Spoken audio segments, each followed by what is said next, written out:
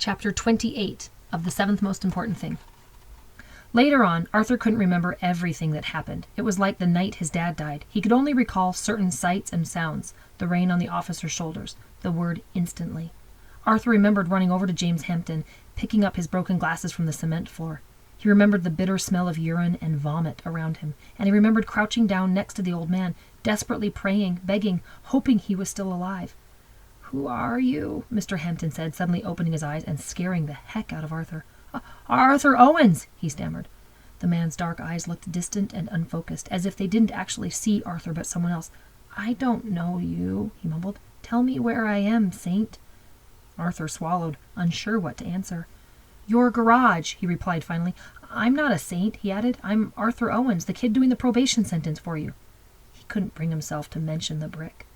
"Oh, yes, Saint Arthur," the man murmured, his eyes sliding closed again. "Now I know exactly who you are. You're the one who saved me." "I didn't save you," Arthur started to explain, but stopped when he saw Mr. Hampton's closed eyes and rasping breaths. He could feel panic rising in his throat. He didn't know if Mr. Hampton had fallen, or had a heart attack, or what.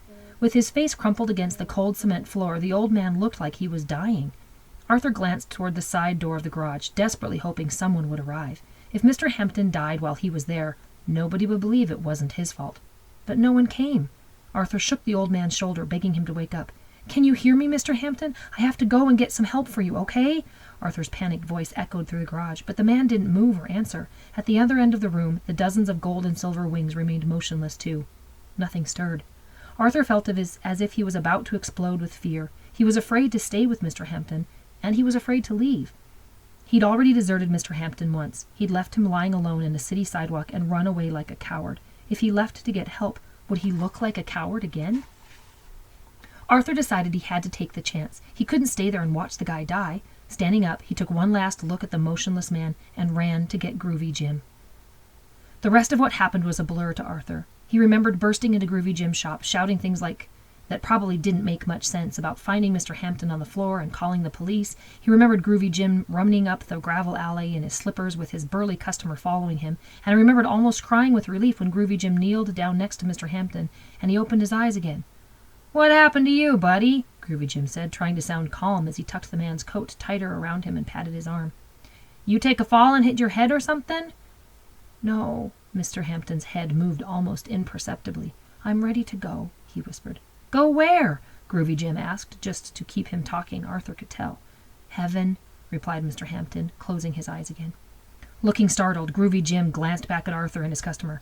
"Well, I don't think heaven is ready for you yet, buddy," he said loudly. "You need to stay right here with us until help gets here. You've got a lot of years left to live. You can't get rid of us that easily." He pointed toward the dazzling display at the other end of the garage. "Man, that's a pretty cool collection of stuff you've got over there. Why don't you tell us about it?" Surprisingly, this question seemed to bring James Hampton back to the real world again. His eyes opened and he focused them directly on Groovy Jim. "Not stuff," he corrected, sounding irritated. "It's heaven.